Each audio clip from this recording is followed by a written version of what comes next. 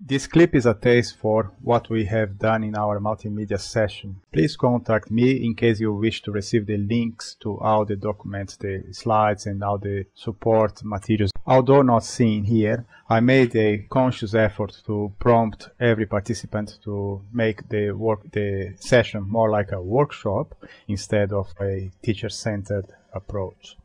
I believe it's very important to do so, but I couldn't do the footage of the participants developing their knowledge and exposing their skills. That's an example where you see professional multimedia and film editors using 2 cameras or sometimes 3.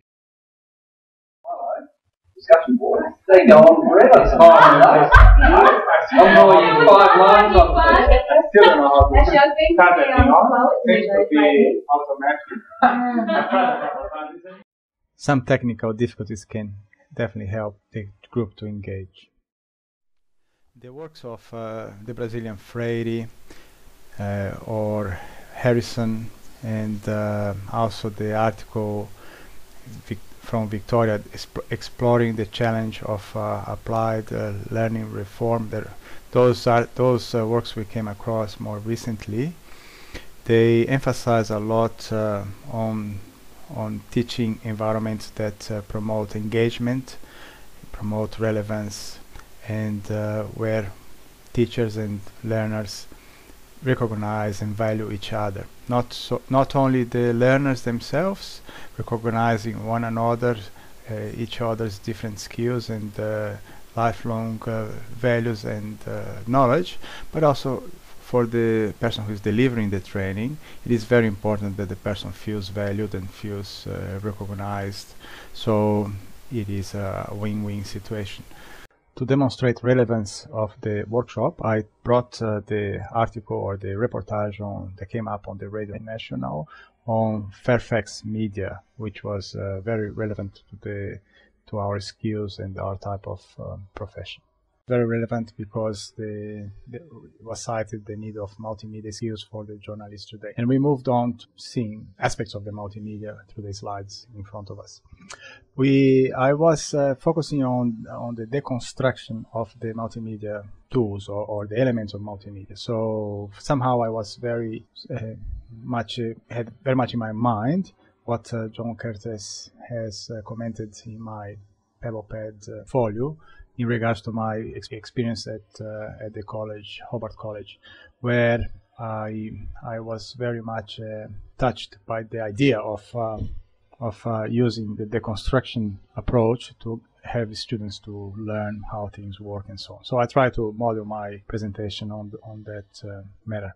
Funny enough, when I was trying to find the note Dr. Curtis made for me, I thought the notes were in my previous assessment, and didn't see it in there, and it was in my mind, and so I had to look through PebblePad, and I must mention that PebblePad is very inadequate in the sense of find something that would take me half an hour. There is no global search. There's no indexing system. You have to go through every thread and every pathway to find what you're looking for, and only when you open a page you can search for a word or phrase. So it's not very good. What would take me 30 seconds in my Google Drive, where I have items from my personal life, from my business, from my teaching job, and from my uni studies, in 30 seconds I would resolve it.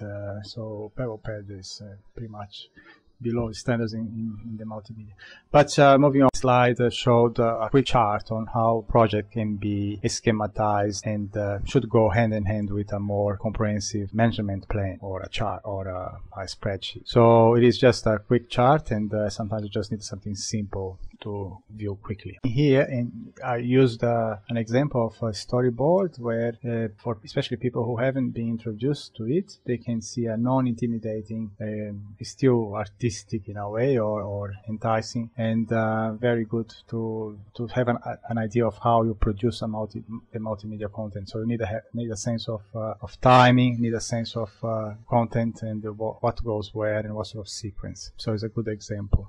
We have here an example of a timetable, and again, like the chart shown earlier on the slides, it should go hand in hand in conjunction with a more robust, sophisticated management plan where you have more details of files and details of content and justification. So this is just a chart, just a quick view of your timetable. I try to, in the deconstruction approach, I try to demonstrate that the bigger the job, the greater the need of breaking down into smaller pieces. So I try to, it's like I'm doing this multimedia recording here. I'm cutting down all my recordings into small samples, so it's much easier to manage and cut and reduce and minimize problems, more manageable. I finished the presentation with the attempt of showing how to do it, and everyone has received a copy of these slides in their email with access online, so they can actually edit the slides itself in the cloud, or they can start their own. So it is linked to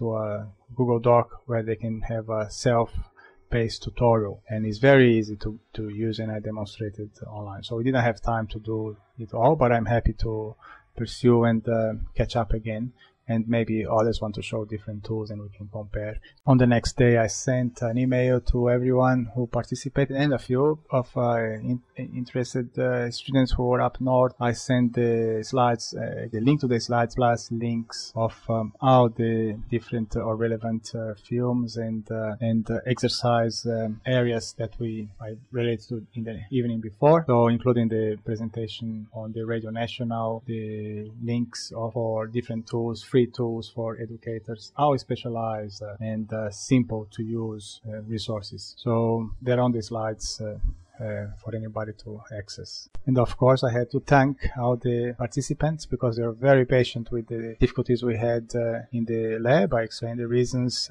Computers can always play up a bit, especially when we'll have constraints with different working environments. But we managed to be very productive in the 2 hours. And it's part of multimedia to learn what sort of hurdles we have to overcome. So we sort of have a sense of things to come.